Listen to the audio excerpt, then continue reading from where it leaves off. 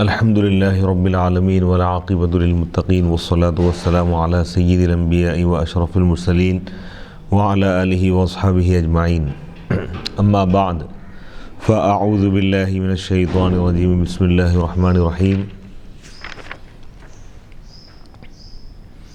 يا أيها الذين آمنوا أطيعوا الله وأطيعوا الرسول صدق الله العظيم.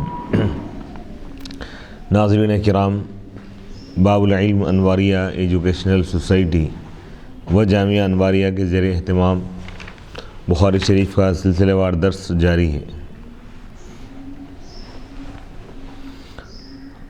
غسل کا بیان چل رہا ہے، کتاب الغسل، باب نمبر 23، باب عرق الجنوبی وان المسلم لا ينجس، یعنی جنوبی شخص کا پسینہ ناپاک نہیں ہے اور مسلمان نجس نہیں ہوتا، یعنی یہ باب جنوبی کے پسینے کے حکم کے بیان میں ہے۔ امام بخاری نے عنوان میں یہ نہیں بیان کیا کہ جنوبی کے پسینے کا کیا حکم ہے، اور نہ اس باب کی حدیث میں جنوبی کے پسینے کا ذکر ہے۔ علامہ ابن حجر عسقلانی رحمۃ اللہ علیہ نے اس کی توجیہ میں فرمایا ہے، امام بخاری نے اس عنوان سے یہ اشارہ کیا ہے، اس کی وجہ بیان کرتے ہوئے فرما رہے ہیں کہ امام بخاری نے اس عنوان سے یہ اشارہ کیا ہے کہ جنوبی کے پسینے کے بارے میں اختلاف ہے، پسینے کے حکم کے بارے میں اختلاف ہے۔ بعض لوگوں نے یہ کہا ہے کہ جنوبی کا پسینہ نجس ہے، ناپاک ہے، کیونکہ کافر خود نجس العین ہے، اور امام بخاری کے عنوان کا حاصل یہ ہے جنوبی کے پسینے کا حکم اور مسلمان نجس نہیں ہوتا، اور جب وہ نجس نہیں ہے تو اس کا پسینہ بھی نجس نہیں ہے، اور اس کا مفہوم مخالف یہ ہے کہ کافر نجس ہے اور اس کا پسینہ بھی نجس ہے۔ علامہ بدر الدین عینی رحمۃ اللہ علیہ فرماتے ہیں یہ کلام ذوق سے بعید اور خلاف تحقیق ہے۔ آپ فرما رہے ہیں کہ یہ جو وجہ بیان کی جا رہی ہے صحیح نہیں، کافر نجس العین نہیں ہے۔ احناف کے پاس کافر نجس العین نہیں ہے، حکماً نجس ہے، اس کا جھوٹا بھی پاک ہے اور اس کا پسینہ بھی پاک ہے، کافر کا جھوٹا پاک ہے۔ حافظ ابن حجر عسقلانی کا کافر اور اس کے پسینے کو نجس کہنا کتب شافعیہ بلکہ کتب مذاہب اربعہ بلکہ اجماع مسلمین کے خلاف ہے۔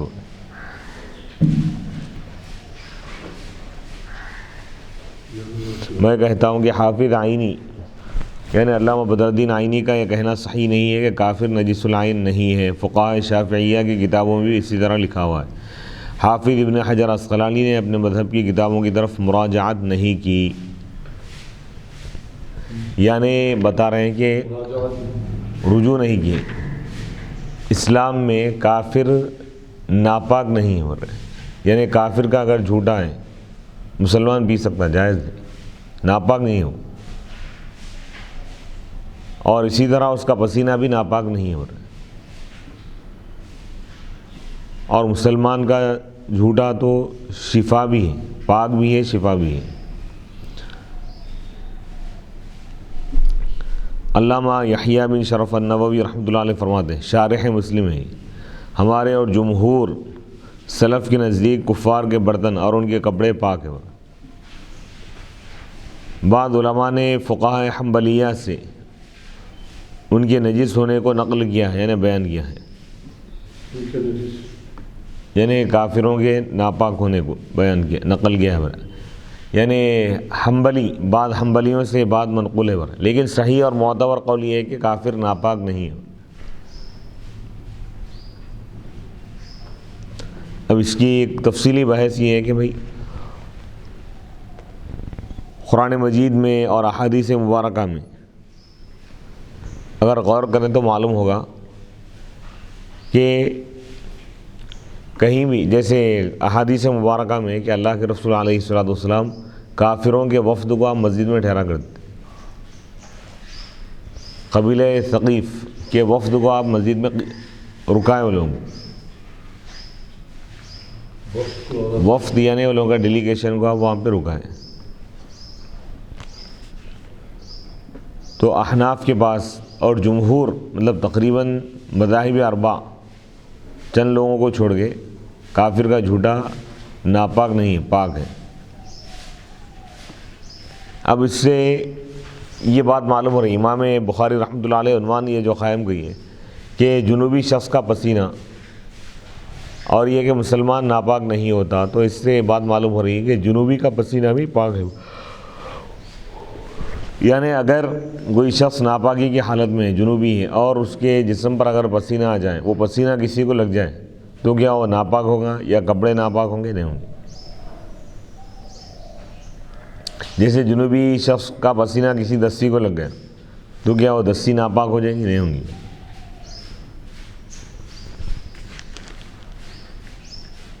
حدیث نمبر 283، حدثنا علی بن عبد اللہ قال حدثنا یحیی قال حدثنا حمید قال حدثنا بکر عن ابی رافع عن ابی ہریرہ ان النبی صلی اللہ علیہ وسلم لقیہ فی بعض طریق المدینہ وهو جنب فانخنست منه فذهبت فاغتسلت ثم جاء فقال أين كنت يا أبا هريرة؟ قال كنت جنبا فكرهت أن أجالسك وأنا على غير طهارة فقال سبحان الله إن المؤمن لا ينجس۔ امام بخاری رحمۃ اللہ علیہ فرماتے ہیں کہ ہم کو علی بن عبداللہ نے یہ حدیث بیان کی، قال انہوں نے کہا حدثنا یحییٰ، ہم کو یحییٰ نے یہ حدیث بیان کی، قال انہوں نے کہا ہم کو حمید نے یہ حدیث بیان کی، قال انہوں نے کہا بکر نے ہم کو یہ حدیث بیان کی ابو رافع سے۔ وہ حضرت ابو ہریرہ رضی اللہ تعالیٰ عنہ سے روایت کرتے ہیں کہ نبی پاک علیہ الصلوۃ والسلام ان النبی علیہ الصلوۃ والسلام لقیہ، کہ حضرت ابو ہریرہ رضی اللہ تعالیٰ عنہ حضور علیہ الصلوۃ والسلام سے ملاقات کی، فی بعض طرق المدینہ، یا حضور علیہ الصلوۃ والسلام حضرت ابو ہریرہ سے ملاقات کی مدینے کے ایک راستے میں، وہ جنوب، جبکہ ابو ہریرہ ناپاک تھے، حالت جنابت میں تھے۔ حضرت ابو ہریرہ فرما رہتے ہیں کہ فانخنست منہ، میں حضور علیہ الصلوۃ والسلام سے پیچھے ہٹ گیا، یعنی فذهبت، بس میں چلا گیا، راستے میں حضور دکھے تو آپ جا کے مصافحہ وغیرہ نہیں کی، فذهبت، بس میں گیا، فاغتسلت، بس میں غسل کیا، ثم جاء، پھر حضرت ابو ہریرہ رضی اللہ تعالیٰ عنہ حضور کے پاس حاضر ہوئے تو حضور نے فرمایا این کنت یا ابا ہریرہ، اے ابو ہریرہ تم کہاں تھے؟ قال، ابو ہریرہ نے کہا کہ کنت جنوبا، میں حالت جنابت میں تھا، فکریہت، بس میں ناپسند کیا کہ میں آپ کے ساتھ بیٹھوں، وانا علی غیر طہارہ، جبکہ میں بغیر طہارت کے رہوں، یعنی بغیر طہارت کے آپ کی محفل میں بیٹھنا میں پسند نہیں کیا۔ فقال، تو حضور نے فرمایا سبحان اللہ، تعجب کی بات ہے، سبحان اللہ کا بھی تعجب کے لیے بولا جاتا ہے، ان المؤمن لا ینجس، بے شک مسلمان مومن ایمان والا ناپاک نہیں ہوتا۔ تو اب اس حدیث کی باب کے عنوان سے مطابقت اس جملے میں بے شک مسلمان نجس نہیں ہوتا، تو اب یہاں پہ بتانا یہ چاہ رہے ہیں کہ نجاست حکمی ہے، حقیقی نہیں، یعنی کوئی شخص ناپاک اگر ہو گیا جنوبی، یہ مطلب نہیں کہ اس کا ہاتھ ناپاک ہو گیا، اس کا پیر ناپاک ہو گیا، اس کا پورا جسم ناپاک ہو گیا، یہ مطلب نہیں۔ اگر وہ کسی گلاس کو ہاتھ لگائے تو گلاس ناپاک ہو گیا، یہ مراد نہیں، مراد یہ ہے کہ وہ حکمی نجاست ہے، یعنی وہ اس حالت میں بغیر غسل اور بغیر غسل کے نماز نہیں پڑھ سکتا، قرآن کو ہاتھ نہیں لگا سکتا، یہ مراد۔ یہ مطلب نہیں ہے کہ اگر وہ کسی یعنی کپڑے کو اگر استعمال کیا تو وہ بھی ناپاک ہو جا رہا، توال استعمال کیا تو بھی توال ناپاک ہو گئی، یہ مراد نہیں ہے۔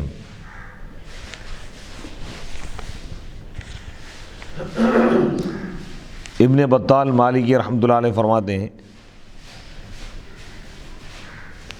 المحلب نے کہا ہے کہ جب جنابت کا جسم میں حسی اثر نہ ہو تو اس وقت مومن کے اعضاء پاک ہوتے ہیں، کیونکہ مومنین اپنے اعضاء کو پاک اور صاف رکھتے ہیں، اس کے برخلاف مشرکین نجاست اور گندگی کی آلودگی سے اپنے آپ کو محفوظ نہیں رکھتے، اس لیے اللہ تعالیٰ نے ان کے غالب احوال کے اعتبار سے فرمایا انما المشرکون نجس۔ اس آیت کی تفسیر میں یہ بھی کہا گیا ہے کہ اس آیت کے یہ معنی نہیں ہے کہ ان کے اعضاء نجس ہے، ناپاک ہے، بلکہ اس کے معنی یہ ہے کہ ان کے افعال نجس ہے۔ فقہا کا اس میں کوئی اختلاف نہیں ہے کہ جنوبی کا اور حائضہ عورت کا پسینہ پاک ہوتا ہے۔ علامہ ابن المنذر نے کہا ہے کہ میرے نزدیک یہودی اور نصرانی اور مجوسی کا پسینہ بھی پاک ہوتا ہے، اور دوسروں نے کہا ہے کہ اللہ تعالیٰ نے اہل کتاب کی عورتوں کو حلال کر دیا ہے اور یہ معلوم ہے کہ وہ پسینے سے محفوظ نہیں ہے، اور جب مسلمان ان سے مباشرت کریں گے تو ان کا پسینہ ان کے جسموں کو لگے گا۔ اس کے باوجود کتابیہ پر اسی صورت میں غسل فرض ہوتا ہے جس صورت میں مسلمان عورت پر غسل فرض ہوتا ہے، اور یہ اس بات کی دلیل ہے کہ ابن آدم یعنی انسان اپنی ذات میں نجس نہیں ہے، ناپاک نہیں، جب تک کہ اس پر کوئی خارجی نجاست نہ لگے۔ باہر سے جب تک کوئی نجاست نہ لگے انسان کوئی ناپاک نہیں ہے۔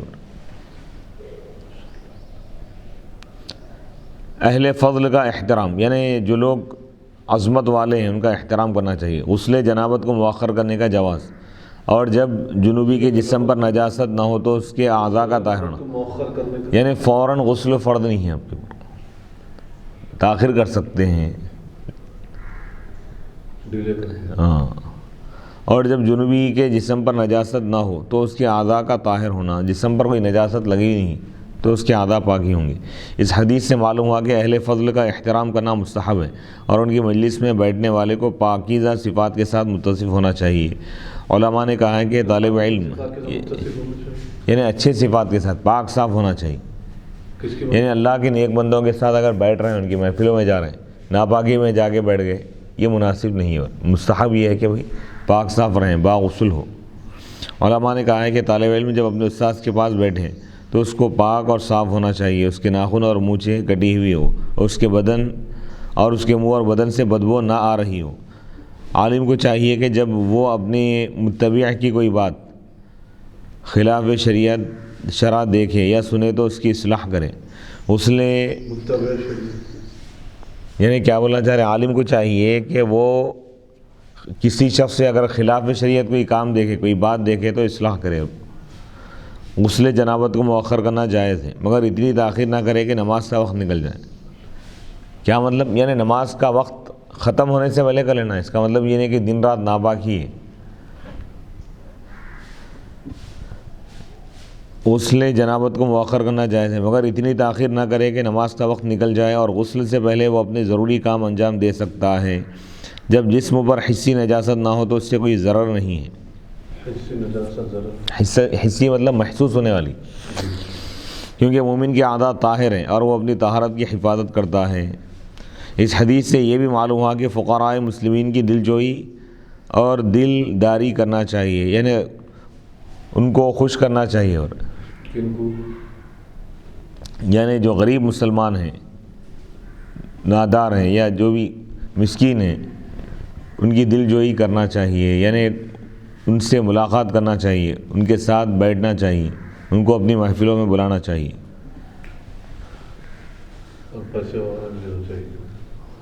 اور ان کی مدد ہر اعتبار سے۔ بہرحال جو غریب پریشان حال مسلمان ہیں یا مجبور و لاچار ہیں تو ہر اعتبار سے ان کی خدمت کرنی چاہیے، یعنی ان کو اپنی محفلوں میں بلانا، ان کو اپنی دعوتوں میں بلانا، ان کو احترام کے ساتھ ان کا معاملہ انجام دینا، اور اللہ تعالیٰ استطاعت دیا ہے تو ان کی مدد بھی کرنا چاہیے۔ یہ اس حدیث سے ثابت ہے۔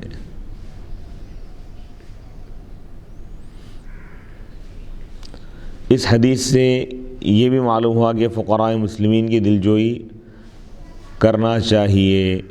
فقراء مسلمین یعنی غریب مسلمان، فقیر کی جمع فقراء ہیں، جو محتاج اور تنگ دست جو مسلمان ہیں ان کی مدد کرنا چاہیے۔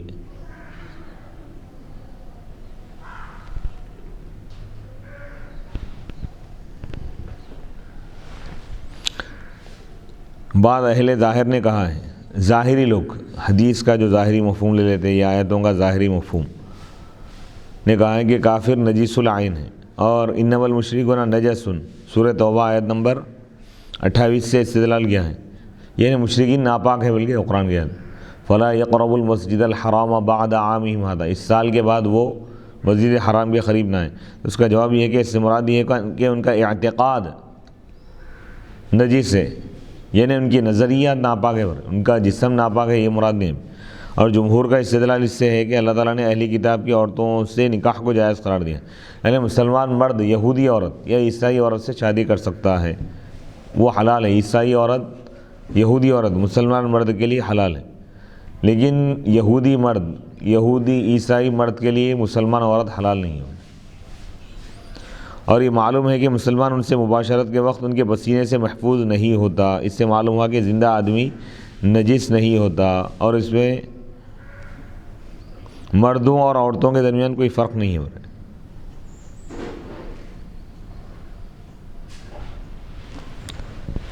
میں کہتا ہوں کہ حافظ ابن حجر عسقلانی بھول گئے کہ وہ اس حدیث کے عنوان میں خود لکھ چکے ہیں کہ کافر اور اس کا پسینہ نجس ہے، علامہ ابن حجر رحمۃ اللہ علیہ، لیکن ہمارے پاس احناف کے پاس کافر ناپاک نہیں ہے، اس کا پسینہ اور اس کا جھوٹا ناپاک نہیں ہے۔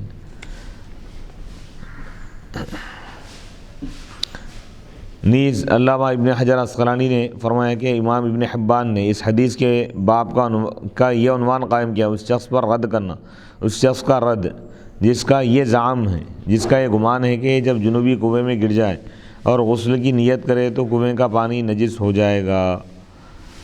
علامہ عینی فرماتے ہیں یہ رد بھی مردود ہے، یعنی یہ رد بھی، اس کا بھی رد کر دیا گیا، کیونکہ یہ حدیث اس پر بالکل دلالت نہیں کرتی۔ حدیث کی عبارت اس پر دلیل ہے کہ جنوبی بالکل نجس نہیں ہے۔ اس حدیث سے یہ معلوم ہو رہا کہ جنوبی شخص ناپاک نہیں ہے، اور اس حدیث میں اس کے ساتھ تعارض نہیں کیا گیا کہ جب جنوبی غسل کی نیت کرے گا تو اس کا غسالہ پاک ہوگا، حتیٰ کہ کنویں کے پانی کو نجس کہنے والے کا رد کیا جائے۔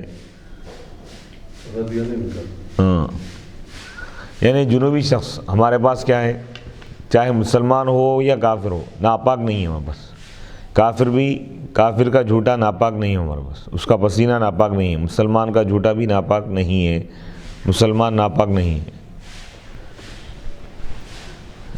باب نمبر 24، باب الجنوبی یخرج ویمشی فی السوق وغیرہ، جنوبی کے بازار کی طرف نکلنے کا بیان اور بازار میں چلنے پھرنے کا بیان، یعنی حالت جنابت میں کیا وہ شخص اپنے گھر کے باہر جا سکتا ہے؟ نہیں جا سکتا، جائز ہے، شریعت اس سے نہیں روکتی۔ ان دونوں بابوں کی مناسبت ظاہر ہے کیونکہ دونوں کا تعلق جنوبی کے احکام سے ہے۔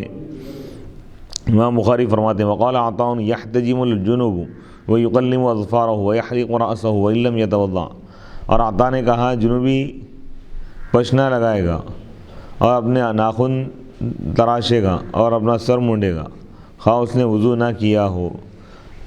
حالت جنابت میں ناخن بھی نکال سکتے، بعض لوگ سمجھتے کہ نہیں نکالنا، ایسا نہیں ہے،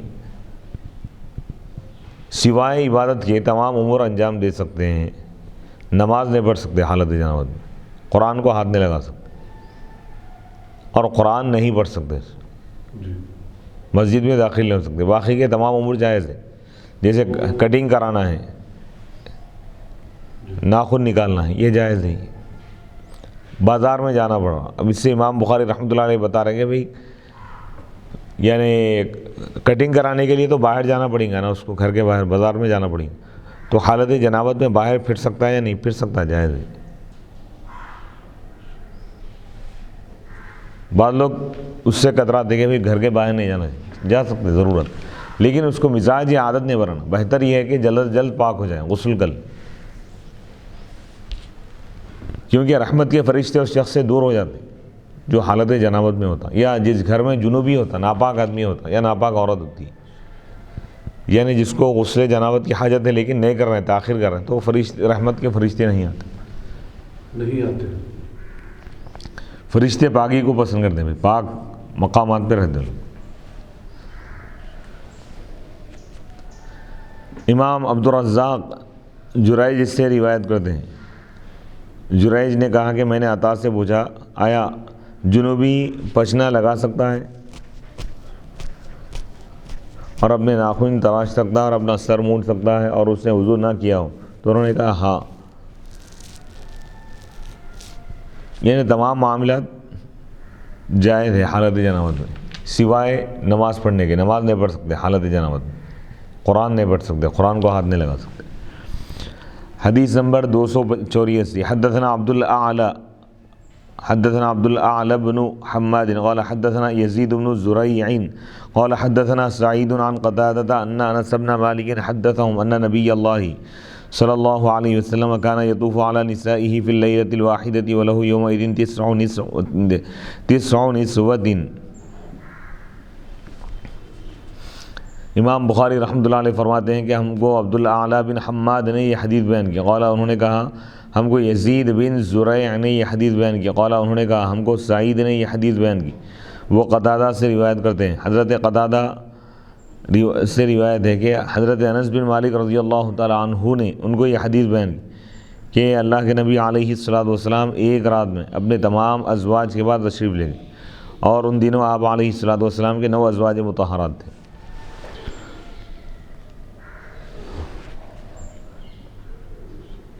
تو اب یہاں پہ امام بخاری عنوان یہ قائم کیا کہ جنوبی آدمی اپنے گھر کے باہر نکل سکتا ہے نہیں، اور حدیث یہ لا رہے ہیں، تو اب یہاں پہ جواب دے رہے ہیں کہ اور یہاں اس کا عنوان ہے جنوبی بازار وغیرہ جا سکتا ہے یا نہیں۔ بیان ہے اس بات کا کہ جنوبی آدمی بازار کی طرف جاتا ہے اور سیر و تفریح کرتا ہے، کیونکہ جب نبی کریم صلی اللہ علیہ وسلم نے ایک رات میں اپنی تمام ازواج کے ساتھ آپ رہیں، تو آپ حالت جنابت میں ایک زوجہ کے حجرے سے دوسرے زوجہ کے حجرے میں جاتے تھے، یعنی ایک حجرے سے باہر گئے نا، گھر کے باہر جانے کا بیان حالت جنابت، تو اس حدیث سے ثابت کرے امام بخاری رحمۃ اللہ علیہ کہ حالت جنابت میں جنوبی شخص جس کو غسل کی حاجت ہے، غسل جس پر فرض ہو گیا ہے، وہ شخص اس حالت میں کیا باہر جا سکتا ہے؟ نہیں باہر جا سکتا، کوئی ضروری کام سے جا سکتے ہیں۔ یہ مطلب نہیں ہے کہ جب تک غسل نہیں کرے باہر نکل ہی نہیں سکتے ہوئی۔ حدیث نمبر 285 حدثنا عیاش قال حدثنا عبد الاعلى قال حدثنا حمید عن بکر عن ابی رافع عن ابی ہریرہ قال لقینی رسول اللہ صلی اللہ علیہ وسلم وانا جنوب فاخذ بیدی فمشیت معه حتى قعد فانسللت فاتیت الرحل فاغتسلت ثم جئت وهو قاعد فقال اين كنت يا ابا هريره فقلت له فقال سبحان الله يا ابا هريره ان المؤمن لا ينجس۔ امام بخاری رحمۃ اللہ علیہ فرماتے ہیں کہ ہم کو عیاش نے یہ حدیث بیان کی، انہوں نے کہا عبدالاعلیٰ نے ہم کو یہ حدیث بیان کی، قال انہوں نے کہا حدثنا حمید، ہم کو حمید نے یہ حدیث بیان کی بکر سے، وہ ابو رافع سے روایت کرتے ہیں، وہ ابو ہریرہ سے روایت کرتے ہیں رضی اللہ تعالیٰ عنہ۔ حضرت ابو ہریرہ نے فرمایا مجھ سے اللہ کے رسول علیہ الصلوۃ والسلام ملاقات فرمائے، وانا جنوب، جبکہ میں ناپاک تھا، حالت جنابت میں تھا، فاخذ بیدی، بس آپ میرا ہاتھ پکڑ لیے، تھام لیے، فمشیت معه، پس میں حضور کے ساتھ چلا، یہاں تک کہ حضور ایک مقام پر بیٹھ گئے، فانسللت، تو میں وہاں سے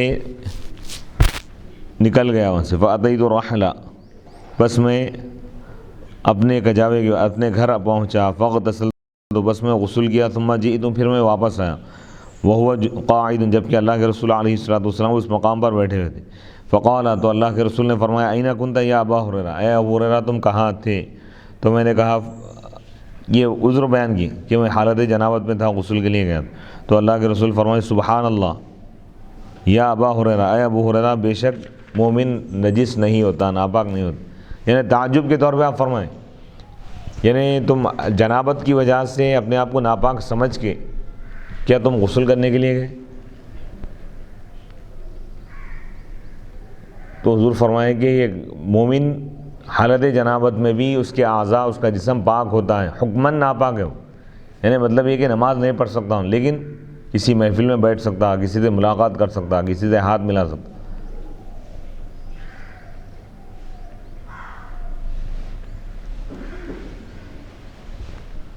لیکن آداب، ایک دوسری طرف آداب بھی بتائے، ایک طرف تو جواز ہے کہ بھائی ناپاکی کی حالت میں کسی محفل میں بیٹھ سکتا، جا سکتا، ملاقات کر سکتا، لیکن آداب یہ ہے، ادب کا تقاضا یہ ہے کہ معزز شخصیات، اللہ کے نیک بندوں سے یعنی باغسل ملاقات کریں، پاک صاف رہ کے ملاقات کریں، تو اس کا مطلب اللہ کی بارگاہ میں یہ عمل زیادہ پسندیدہ ہوتا ہے، ادب کی وجہ سے مقام بلند ہوتا۔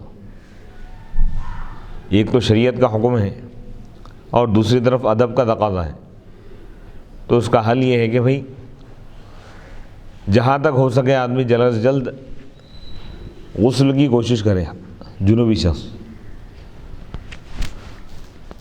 بغیر وضو کیے جنوبی کے کھانے پینے کے بارے میں، کھانے پینے کے حکم کے بارے میں فقہاء کا اختلاف اور ان کے مذاہب۔ اب یہاں پہ مسئلہ یہ ہے کہ کوئی شخص حالت جنابت میں ناپاک ہے، کیا وہ غسل کیے بغیر کھانا کھا سکتا ہے یا نہیں، پانی وغیرہ پی سکتا ہے یا نہیں، تو شریعت میں اس کی گنجائش ہے۔ یہ غسل وغیرہ کا جو حکم دیا گیا ہے یہ نماز کے لیے ہی۔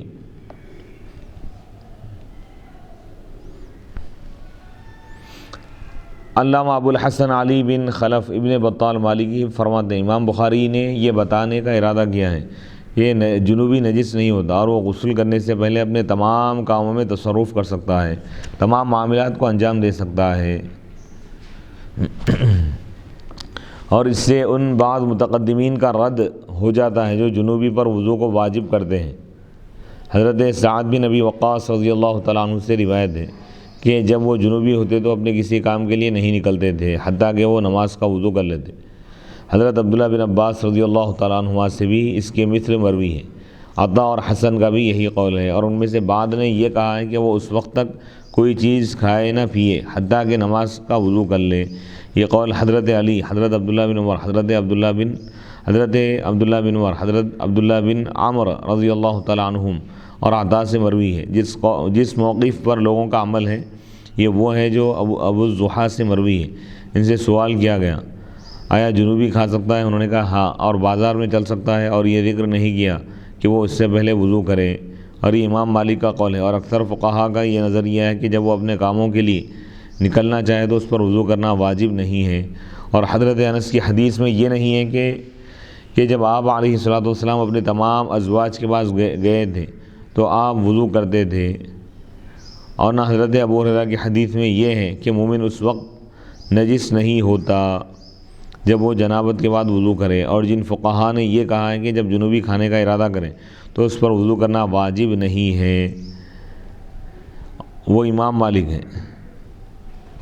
اور جن فقہا نے یہ کہا ہے کہ جب جنوبی کھانے کا ارادہ کریں تو اس پر وضو کرنا واجب نہیں ہے، وہ امام مالک ہیں اور فقہا احناف ہیں، اور امام اوزاعی ہے، امام شافعی اور امام احمد ہے اور اسحاق ہے۔ اور یہی وہ مذہب ہے جس پر حضرت ابو ہریرہ رضی اللہ تعالیٰ عنہ کی حدیث دلالت کرتی ہے۔ حضرت ابو ہریرہ کی اس حدیث سے یہ معلوم ہوا کہ عالم کے لیے جائز ہے کہ وہ اپنے شاگرد یا اپنے تابع کا ہاتھ پکڑ کر اس کو اپنے ساتھ لے چلے۔ اور اس حدیث سے یہ بھی معلوم ہوا کہ ادب کا تقاضا یہ ہے کہ شاگرد یا ماتحت معلم یا رئیس کو بتائے بغیر اس کی مجلس سے نہ جائیں، کیونکہ جب حضرت ابو ہریرہ رضی اللہ تعالیٰ عنہ رسول اللہ صلی اللہ علیہ وسلم کے پاس آئے آپ کو بتائے بغیر چلے گئے۔ جب حضرت ابو ہریرہ رضی اللہ تعالیٰ عنہ رسول اللہ صلی اللہ علیہ وسلم کے پاس سے حضور کو بتائے بغیر چلے گئے تو آپ نے پوچھا اے ابو ہریرہ تم کہاں تھے؟ تو اس محفل میں اس حدیث میں بات بتا رہے ہیں کہ اپنے اساتذہ یا اپنے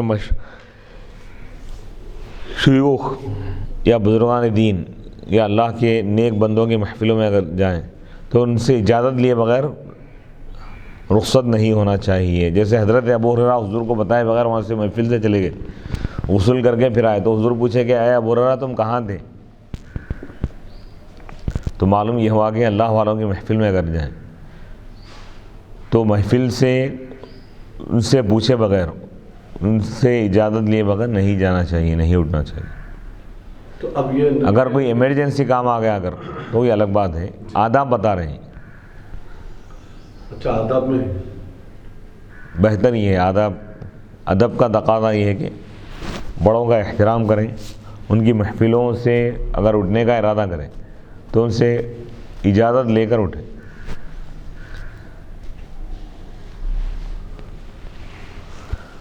باب نمبر 25، باب کینونۃ الجنوب فی البیت اذا توضأ قبل ان یغتسل۔ اب یہاں پر یہ ذہن میں رکھیں کہ جنوبی شخص، جس شخص پر غسل فرض ہو گیا ہے، تو غسل کرنے سے پہلے اگر وہ کچھ کھانا چاہے یا پینا چاہے، پانی پینا چاہے یا کوئی اور چیز، تو کیا اس کے لیے وضو کرنا فرض ہے؟ وضو کرنا فرض یا واجب نہیں ہے اس کے لیے، بہتر ہے وہ رہے۔ کیوں؟ تاکہ ہاتھ یا زبان یا کسی اور چیز، یعنی اگر کوئی نامناسب چیز اگر ہے تو اس کا ہاتھ صاف ہو جائے۔ وضو کا حکم اس لیے دیا گیا ہے استحبابی طور پر، یعنی مستحب ہے وضو کرنا، تاکہ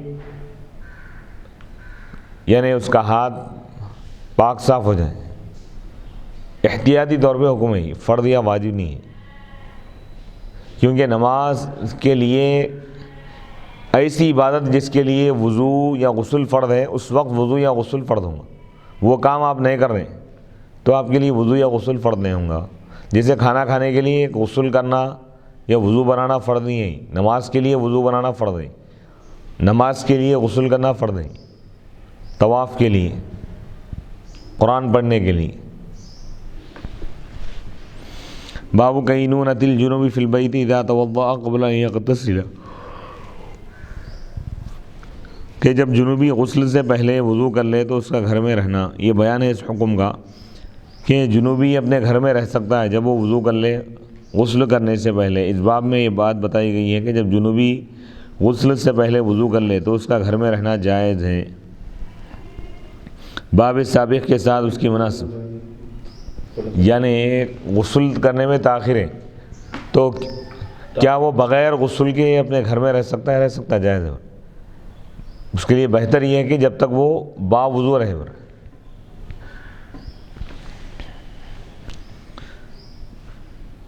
یہ دونوں ابواب جنوبی کے احکام سے متعلق ہے، یہ باب اور اس سے پہلے والا باب بھی۔ حدیث نمبر 286، حدثنا ابو نعیم قال حدثنا هشام وشیبان عن یحیی عن ابی سلمة قال سألت عائشة أكان النبي صلی اللہ علیہ وسلم يرقد وهو جنوب قالت نعم ويتوضأ۔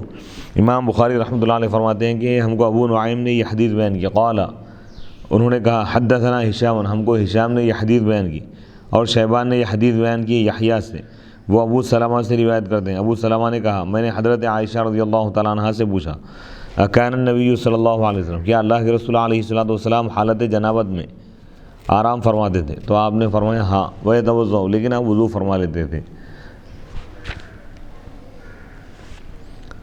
اس حدیث کی باب کے عنوان سے مطابقت ظاہر ہے۔ بعض علماء نے کہا، امام بخاری نے اس عنوان سے اس حدیث کے رد کی طرف اشارہ کیا ہے۔ حضرت علی رضی اللہ تعالیٰ عنہ بیان کرتے ہیں کہ نبی اکرم صلی اللہ علیہ وسلم نے فرمایا فرشتے اس گھر میں داخل نہیں ہوتے جس گھر میں تصویر ہو، اور نہ اس گھر میں جس میں کتا ہو، اور نہ اس گھر میں جس میں جنوبی ہو۔ لیکن یہ قول حق سے بعید ہے، یہ معتبر نہیں ہو رہا۔ اس حدیث کو امام ابن حبان نے اور حاکم نے صحیح قرار دیا ہے۔ جس نے اس کو ضعیف کہا ہے اس نے اس حدیث کو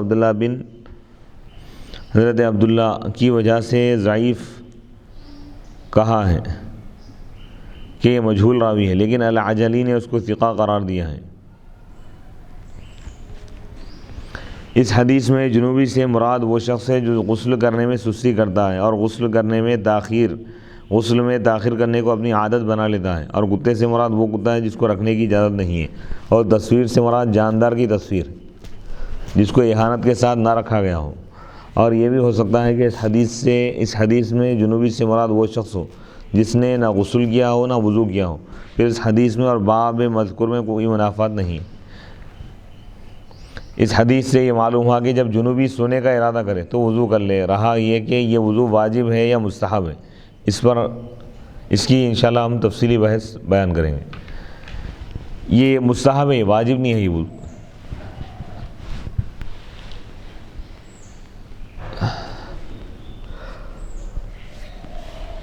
باب نمبر 26، باب نوم الجنوبی، جنوبی شخص کے سونے کا بیان، یعنی بغیر غسل کے کیا وہ سو سکتا ہے؟ سو سکتا ہے، جائز۔ حدیث نمبر 287، حدثنا قتیبۃ قال حدثنا الليث عن نافع عن ابن عمر ان عمر بن الخطاب سأل رسول الله صلی اللہ علیہ وسلم يرقد احدنا وهو جنوب قال نعم اذا توضأ احدكم فليرقد وهو جنوب۔ امام بخاری رحمۃ اللہ علیہ فرماتے ہیں کہ ہم کو قتیبہ نے یہ حدیث بیان کی، قال حدثنا الليث، ہم کو لیث نے حدیث بیان کی نافع سے، وہ عبداللہ بن عمر رضی اللہ تعالیٰ عنہ سے روایت کرتے ہیں کہ عمر بن خطاب رضی اللہ تعالیٰ عنہ اللہ کے رسول علیہ الصلوۃ والسلام سے پوچھے، سوال کی کہ یا رسول اللہ کیا ہم میں سے کوئی شخص حالت جنابت میں سو سکتا ہے؟ تو آپ نے فرمایا ہاں، جب تم میں سے کوئی شخص وضو کر لے تو چاہیے کہ وہ حالت جنابت میں سو جائے۔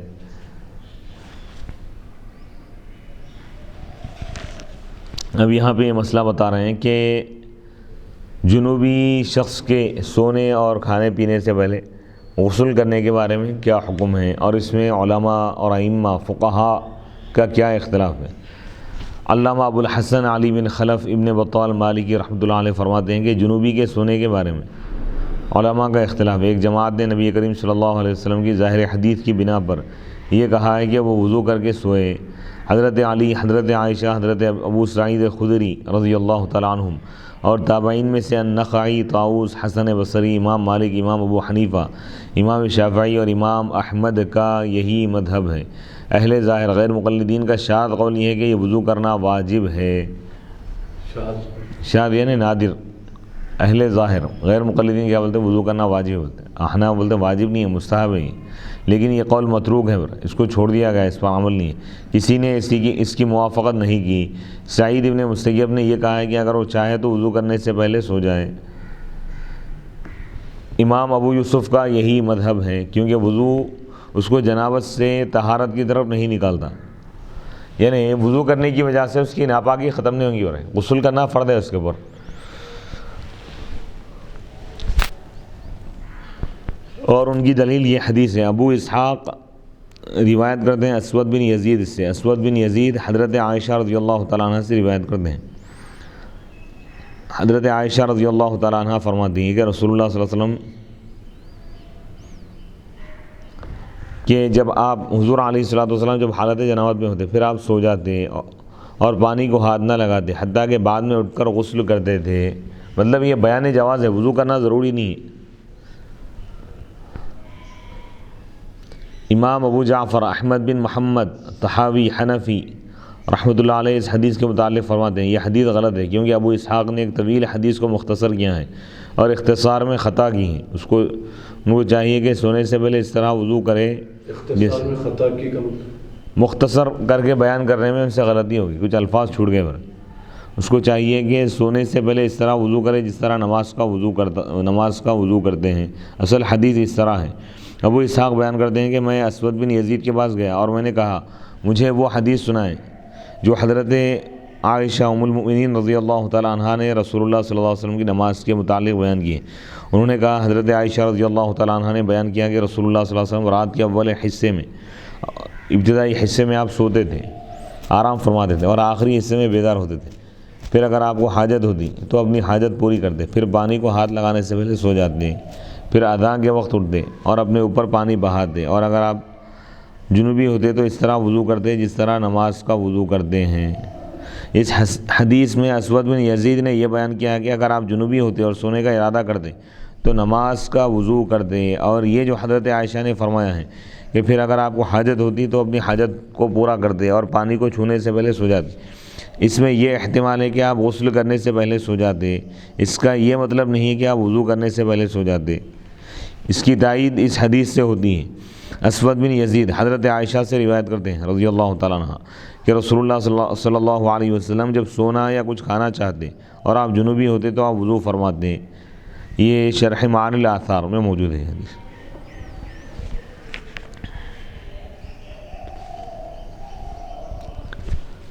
حضرت عائشہ رضی اللہ تعالیٰ عنہ سے روایت ہے، وہ بیان فرماتی ہے کہ جب رسول اللہ صلی اللہ علیہ وسلم سونے کا ارادہ فرماتے اور آپ جنوبی ہوتے تو آپ نماز کا وضو کرتے، یعنی نماز کے لیے جس طرح وضو کیا جاتا وہ وضو فرماتے ہیں۔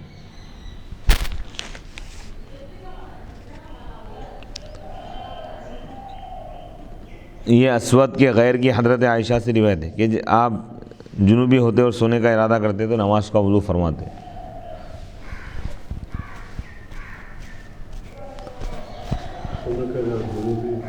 یعنی حالت جنابت میں غسل اگر کوئی تاخیر سے کرنا چاہ رہا ہے، اسی طرح آرام کرنا چاہتا ہے تو وضو کر لینا بہتر ہے، سنت ہے وضو۔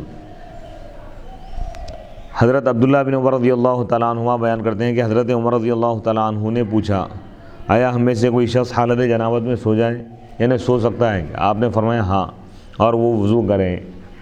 حضرت عمار بن یاسر رضی اللہ تعالیٰ عنہ بیان کرتے ہیں کہ رسول اللہ صلی اللہ علیہ وسلم نے اجازت دی ہے کہ جب جنوبی سونے کا ارادہ کرے یا کھانے یا پینے کا ارادہ کرے تو نماز کا وضو کرے۔ حضرت ابو سعید خدری رضی اللہ تعالیٰ عنہ سے بھی اسی طرح کی ایک روایت ہے۔ جنوبی کے لیے کچھ کھانے سے پہلے وضو کرنے کے وجوب کا منسوخ ہونا یعنی بعض لوگ یہ کہتے ہیں کہ بھئی جنوبی شخص حالت جنابت میں غسل کرنے سے پہلے اگر کچھ کھانا چاہتا ہے تو اس پر واجب ہے کہ وہ غسل کرے. تو علماء اس کا جواب دیتے ہیں کہ یہ ابتدا میں حکم واجب تھا ہوگا لیکن بعد میں منسوخ ہو گیا. واجب نہیں ہے، یہ مستحب ہے، سنت نہیں. امام طحاوی فرماتے ہیں ان احادیث کی وجہ سے علماء کی ایک جماعت کا مذہب یہ ہے کہ جنوبی کو کچھ کھانا نہیں چاہیے حتیٰ کہ یہاں تک کہ وہ وضو کر لے، اور یعنی وضو کرنے سے پہلے نہیں کھا سکتا. بعض علماء یہ بول رہے ہیں، اور علماء کی دوسری جماعت نے اس کی مخالفت کی. دوسرے علماء بول رہے ہیں کھا سکتے، جائز ہے، اور کہا کہ اگر جنوبی وضو کے بغیر کچھ کھا لے تو کوئی حرج نہیں ہے. ان کی دلیل یہ حدیث ہے، حضرت عروہ سے روایت ہے، وہ حضرت عائشہ رضی اللہ تعالیٰ عنہ سے روایت کرتے ہیں. حضرت عائشہ رضی اللہ تعالیٰ عنہ بیان فرماتی ہیں کہ جب رسول اللہ صلی اللہ علیہ وسلم جنوبی ہوتے اور کچھ کھانے کا ارادہ کرتے تو اپنے ہاتھ دھو لیتے. صرف ہاتھ دھونا کافی، وضو کرنا واجب نہیں ہو رہے. اس سے پہلے حضرت عائشہ کی روایت میں ہے کہ جب آپ جنوبی ہونے کے بعد کھانے کا ارادہ کرتے تو وضو کر دیں، اور اس حدیث میں آپ صرف ہاتھ دھوتے. اور جب ان احادیث میں تضاد ہو گیا تو ہم نے دیکھا کہ تضاد یعنی ایک میں ہے کہ بھائی وضو کر رہے ہیں، ایک میں ہے کہ صرف ہاتھ دھو رہے ہیں. کوئی ایک چیز ہوگی نا بھائی، اگر وضو کرنے کی حدیث صحیح ہے تو یہ ہاتھ دھونے کی غلط ہوں گی. اگر ہاتھ دھونے کی مان لیں تو پھر حدیث کا انکار یہ وضو والی جو حدیث ہے وہ اس کے خلاف ہو جائیں گی. تو اس کا جواب دے رہے ہیں. تو ہم نے دیکھا کہ جنابت کے بعد کھانے یا سونے سے پہلے وضو کرنے کا حکم منسوخ ہو گیا، اور اب صفائی کی غرض سے صرف ہاتھ دھونے کا حکم ہے، اور اس کی تائید اس حدیث سے ہوتی ہے. ابتدا میں حکم تھا پر جنوبی شخص کے لیے پہلے لازم تھا ابتدائی دور میں، ابتدائی اسلام میں، کہ کھانے سے پہلے یا سونے سے پہلے وضو کرنا واجب تھا اس کے اوپر. لیکن بعد میں حضور علیہ الصلوۃ والسلام اپنے عمل سے اس حکم کو منسوخ کر دی، صرف ہاتھ دھویا. تو معلوم یہ ہوا جنوبی شخص اگر کھانا چاہتا ہے حالت جنابت میں تو ہاتھ دھونا اس کے لیے کافی ہے، وضو کرنا اس کے اوپر واجب نہیں ہے. تو دونوں حدیثوں پر بھی عمل ہوگا. وضو والی حدیث بھی صحیح ہے، ہاتھ دھونے والی جو حدیث ہے ہاتھ دھونے کا جس میں ذکر ہے وہ بھی صحیح ہے. وہ جو وضو کی جو حدیث ہے وہ پہلے حکم تھا، وہ حکم منسوخ ہو گیا، اب صرف ہاتھ دھونا کافی ہے. ابھی ہاتھ دھونا واجب ہے، اگر کھانا چاہ رہا تو ہاتھ دھونا واجب ہے. بھائی ہاتھ کا اگر استعمال کر رہا ہوں کسی چیز میں، کھانا چاہ رہا تو ہاتھ بھی دھونا فی الفور فرض نہیں ہے اس کے اوپر کوئی چیز. اس کے کام کی نوعیت کے حساب سے حکم بتایا جائے گا. جیسے نماز اسی وقت پڑھنا چاہ رہا ہوں رات میں، جب نماز پڑھنا چاہ رہا ہوں غسل فرض ہوگا. کھانا چاہ رہا تو ہاتھ دھونا ضروری ہوگا اس کے لیے.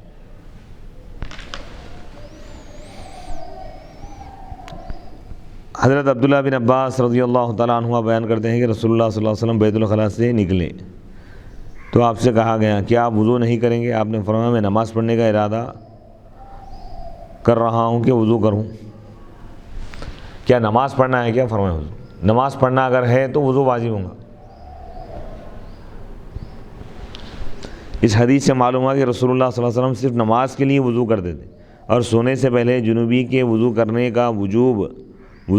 کے حکم کا وجوب منسوخ ہو گیا. اب اس کا استحباب باقی، مستحب ہے، کر لیا تو ٹھیک ہے، نہیں کرا تو کوئی گناہ نہیں.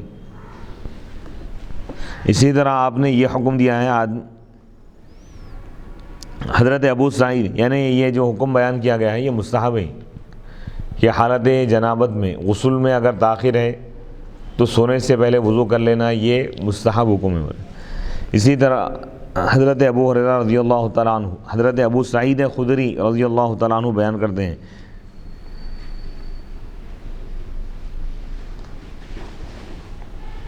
پہلے اور ایک مسئلہ یہ بھی تھا کہ کوئی شخص حالت جنابت میں اگر آرام کرنا چاہ رہا تو وضو کرنا اس پر واجب تھا، یہ حکم منسوخ ہو گیا بعد میں. اسی طرح کسی شخص کی ایک سے زائد اگر بیویاں یا ایک سے زائد مرتبہ وہ قربت چاہ رہا، یعنی مباشرت کرنا چاہ رہا، تو ایک مرتبہ مباشرت کرنے کے بعد پھر اس پر وضو کرنا واجب ہو جاتا تھا. پہلے واجب تھا ابتدائی طور پہ، وہ حکم بھی منسوخ ہو گیا.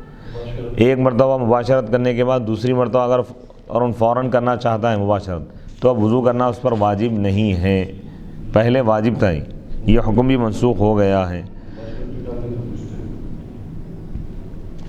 یہ حدیث پاک اس سے پہلے گزر چکی ہے، اس کی تشریح وغیرہ بھی مکمل ہو چکی ہے کہ حالت جنابت میں اگر کوئی شخص آرام کرنا چاہتا ہے تو اس پر وضو کرنا واجب نہیں ہے، وضو کرنا اس کے لیے مستحب ہے۔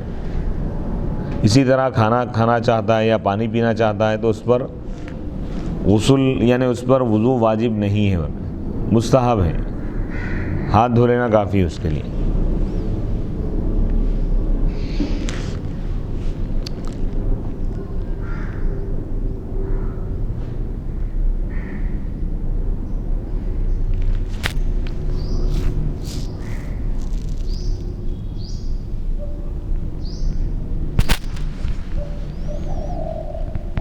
نبی اکرم صلی اللہ علیہ وسلم کے وصال کے وقت آپ علیہ السلام کے ازواج مطہرات کی تعداد اور ان کے اسماء گرامی۔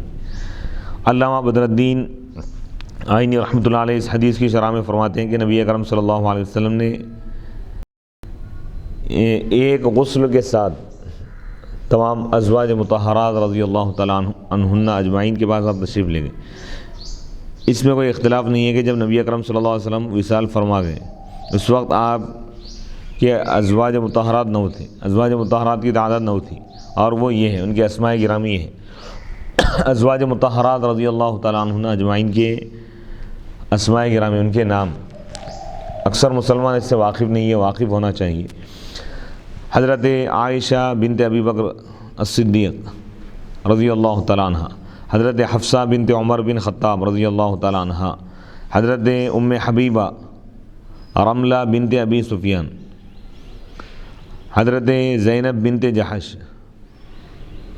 رضی اللہ تعالیٰ عنہ، حضرت ام سلمہ ہند بنت ابی امیہ رضی اللہ تعالیٰ عنہ، حضرت میمونہ بنت حارث رضی اللہ تعالیٰ عنہ، حضرت سودہ بنت زمعہ رضی اللہ تعالیٰ عنہ، حضرت جویریہ بنت حارث بن ابی زرار رضی اللہ تعالیٰ عنہ، حضرت صفیہ بنت حیی بن اخطب رضی اللہ تعالیٰ عنہ۔ یہ 9 ازواج مطہرات حضور علیہ السلام کے نکاح میں تھی۔ جب حضور علیہ السلام کا وصال ہوا تو اس وقت 9 ازواج مطہرات آپ کے نکاح میں تھے، اور ان کے یہ اسماء گرامی ہیں۔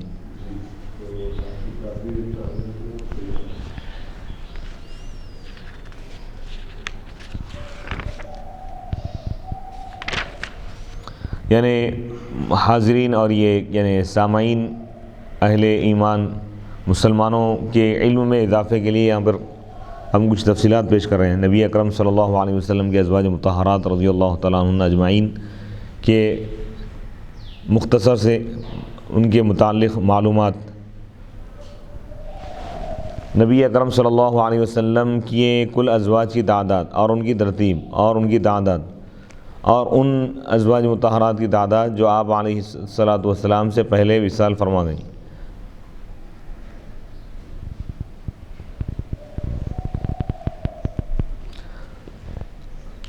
حضرت خدیجہ بنت خویلد رضی اللہ تعالیٰ عنہ، حضرت سودہ بنت زمعہ، حضرت عائشہ، حضرت حفصہ، حضرت ام سلمہ، حضرت جویریہ، حضرت زینب بنت جحش، حضرت زینب بنت خزیمہ، حضرت ریحانہ بنت زید، حضرت ام حبیبہ، حضرت صفیہ، حضرت میمونہ، حضرت فاطمہ بنت ضحاک، حضرت اسماء بنت نعمان۔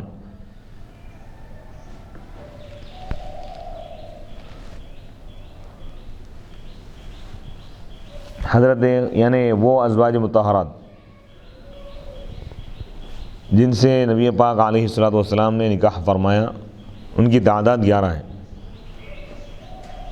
ان کے بارے میں سب کا اتفاق ہے۔ حضرت خدیجہ، حضرت سودہ، حضرت عائشہ، وہ 11 ازواج مطہرات یہ ہیں، ان کی اسماء گرامیہ یہ ہے۔ حضرت خدیجہ رضی اللہ تعالیٰ عنہ، حضرت سودہ، حضرت عائشہ، حضرت حفصہ، حضرت زینب بنت خزیمہ، حضرت ام سلمہ، حضرت زینب بنت جحش، حضرت ام حبیبہ، حضرت جویریہ، حضرت میمونہ، حضرت صفیہ رضی اللہ تعالیٰ عنہن اجمعین۔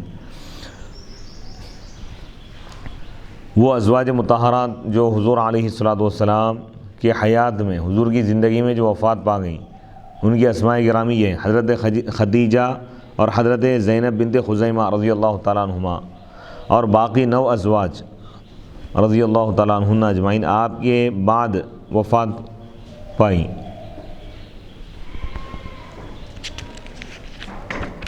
حضرت خدیجہ رضی اللہ تعالیٰ عنہ ہجرت سے پہلے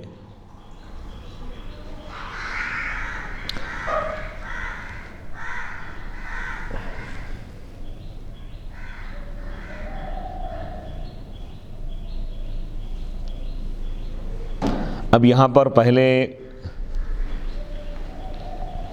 جو تفصیلات پیش کی گئی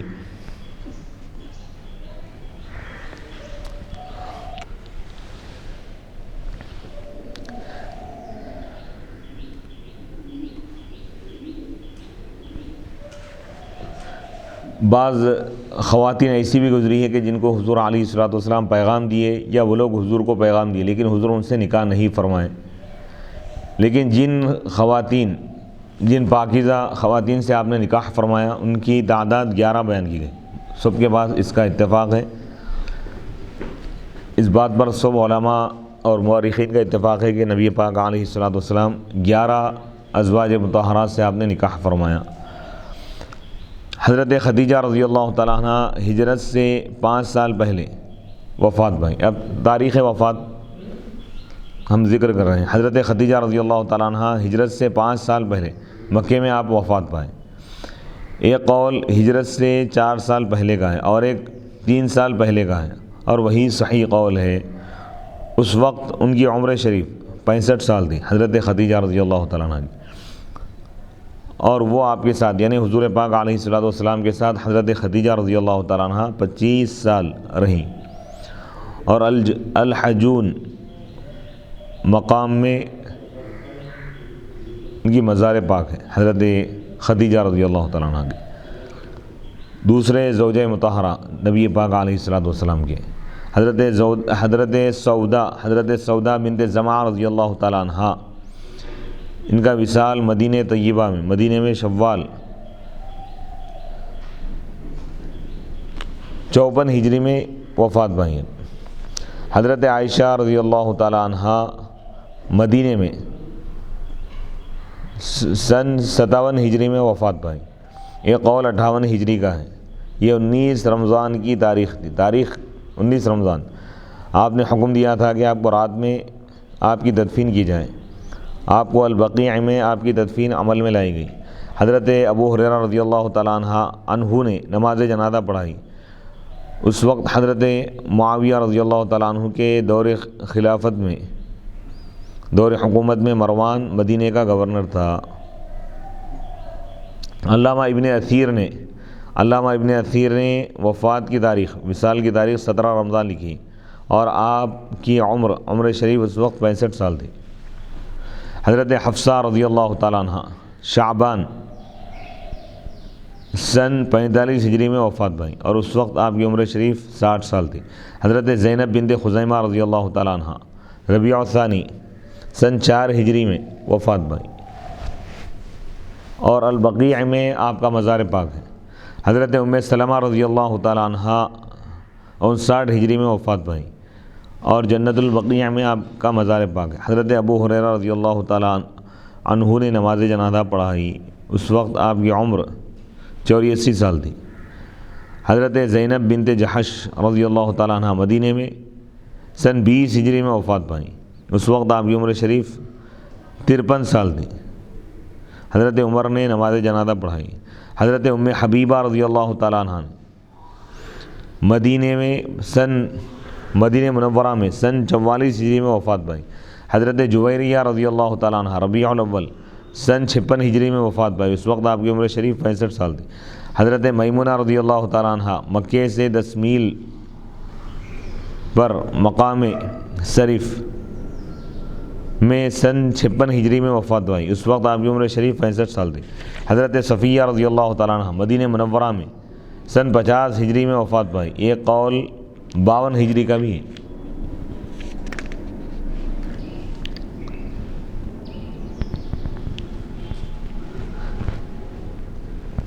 نبی اکرم صلی اللہ علیہ وسلم کا متعدد نکاح کرنا تبلیغ اسلام احکام شرعیہ کی ترویج اور ان کے لیے نمونے فراہم کرنے دوست نوازی اور تشریعی مقاصد کے لیے تھا. یعنی نبی پاک علیہ الصلوۃ والسلام متعدد جو نکاح فرمائے 11 جو نکاح فرمائے اس میں اسلامی احکام کی ترویج اور اشاعت کے لیے آپ نے 11 نکاح فرمائے اللہ کے حکم سے. اور بہت سارے یعنی اس کے مقاصد تھے. کہ تاکہ ازواج مطہرات رضی اللہ تعالی عنہا کے ذریعے سے امت کو حضور علیہ الصلوۃ والسلام کی ازدواجی زندگی کے احکام اور آداب معلوم ہو، اس لیے حضور علیہ الصلوۃ والسلام نے متعدد آپ نے نکاح فرمائے۔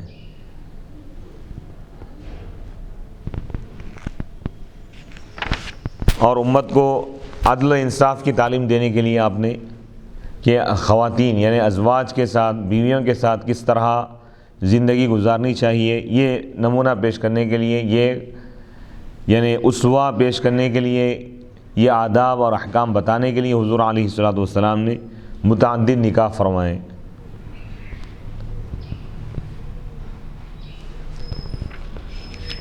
اور جاہلیت میں جیسا کہ عرب میں بیوہ سے لوگ نکاح نہیں کرتے تھے، بیوہ سے نکاح کو عیب سمجھتے تھے، بیوہ کو ذلت کی نگاہوں سے دیکھتے تھے، تو نبی پاک علیہ الصلوۃ والسلام نے پہلا نکاح آپ نے بیوہ سے فرمایا۔ حضرت خدیجۃ الکبریٰ رضی اللہ تعالیٰ عنہا سے آپ نے پہلا نکاح فرمایا بیوہ سے، اور قیامت تک آنے والے لوگوں کو آپ نے پیغام دیا کہ بیوہ سے نکاح کرنا نبی پاک علیہ الصلوۃ والسلام کی سنت ہے، اور بیوہ کے ساتھ حسن سلوک کرنا چاہیے، آپ نے یہ پیغام دیا۔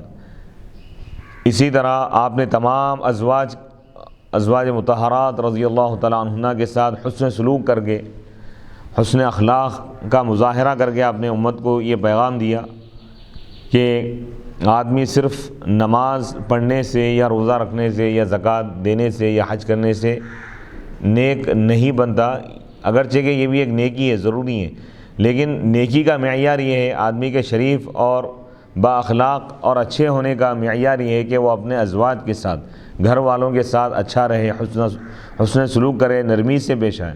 تو نبی پاک علیہ الصلوۃ والسلام نے امت کو یہ پیغام دیا۔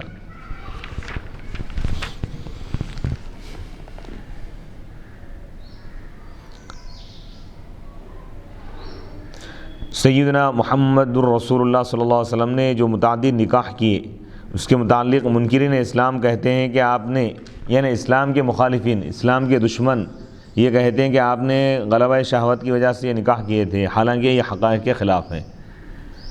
مخالفین اسلام نبی اکرم صلی اللہ علیہ وسلم کی متعدد ازواج پر اعتراض کرتے ہیں، حالانکہ سابقہ انبیاء سابقین، گزرے ہوئے انبیاء کی بھی متعدد ازواج تھی۔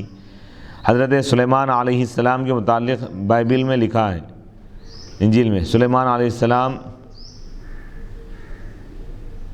اور ان کے پاس 700 شہزادیاں تھیں، اور ان کے یعنی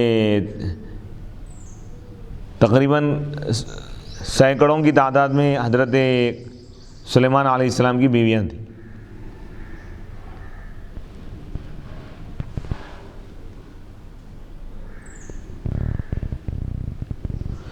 یعنی انجیل میں لکھا ہوا ہے کہ حضرت سلیمان علیہ السلام کے پاس 700 شہزادیاں تھیں، یعنی 700 نکاح فرمائے، جبکہ نبی پاک علیہ الصلوۃ والسلام صرف 11 نکاح فرمائے۔ تو حضور یعنی اللہ تعالیٰ نے آپ کو یعنی انسان کامل بنایا، ہر اعتبار سے اللہ تعالیٰ آپ کو کامل اور اکمل بنایا۔ حضور علیہ الصلوۃ والسلام کے ازواج کی تعداد اگر ہم دیکھیں گزرے ہوئے انبیاء کے ازواج کی تعداد کے مقابلے میں، تو یہ تعداد کم ہے بہت۔ حضرت سلیمان علیہ السلام 700 نکاح فرمائے، انجیل کی روایت کے مطابق ہے۔ اس کے برخلاف سیدنا محمد رسول اللہ صلی اللہ علیہ وسلم کے نکاح میں بیک وقت کل 9 ازواج تھے، جبکہ آپ کی طاقت تمام نبیوں سے زیادہ تھی۔ عمدۃ القاری اور فتح الباری میں یہ روایت گزر چکی ہے کہ آپ علیہ الصلوۃ والسلام میں 4000 مردوں کی قوت تھی، تو جن میں 4000 مردوں کی طاقت ہو، ان کا 9 ازواج پر قناعت کرنا، اکتفا کرنا، اپنے نفس پر انتہائی ضبط اور صبر ہے۔ یعنی نبی پاک علیہ الصلوۃ والسلام کو اللہ تعالیٰ اتنی عظیم شان کے باوجود بھی، یعنی نبی پاک علیہ الصلوۃ والسلام اتنی اعلیٰ شان رکھنے کے باوجود بھی آپ دنیا سے بے رغبتی کرتے ہوئے آپ نے زندگی گزاری، صرف 9 ازواج پر آپ نے اکتفا فرمایا۔ گزرے ہوئے انبیاء کے حالات اگر ہم پڑھیں اور دیکھیں تو معلوم ہوگا کہ جیسا کہ حضرت سلیمان علیہ السلام تھے، سینکڑوں کی تعداد میں، ایک روایت میں تو یہ ہے کہ ان کی 100 بیویاں تھیں، جبکہ نبی پاک علیہ السلام کی ازواج کی تعداد ان کے مقابلے میں بہت کم ہے، صرف آپ 11 نکاح فرمائیں۔ اور بھی بہت ساری حکمتیں ہیں، علماء کرام نے اس کو تفصیل سے بیان کیا ہے اور مخالفین کا جواب دیا ہے۔ نبی پاک علیہ السلام کا ہر عمل، حضور علیہ السلام کا ہر عمل حکمت پر مبنی ہوتا ہے، تو اس میں بھی بے شمار حکمتیں ہیں اور انسانیت کے لیے اس میں بہت بڑا پیغام ہے، اور انسانیت کے لیے اس میں احکام بھی بتائے گئے ہیں کہ نبی پاک علیہ السلام نے عدل و انصاف کا پیغام دیا ہے، ازواج کے ساتھ، بیویوں کے ساتھ حسن سلوک کرنے کی آپ نے خاص تاکید فرمائی ہے، خواتین کے ساتھ، بیواؤں کے ساتھ حسن سلوک کرنے کا آپ نے خصوصی طور پر آپ نے حکم دیا ہے۔ یہاں پر باب نمبر 26 مکمل ہو گیا، باب نمبر 27 سے انشاءاللہ ہم اگلی نشست میں اس کا آغاز کریں گے۔ وصلی اللہ تعالی علی خیر خلقہ سیدنا محمد وعلی آلہ واصحابہ وبارک وسلم اجمعین والحمد للہ رب العالمین۔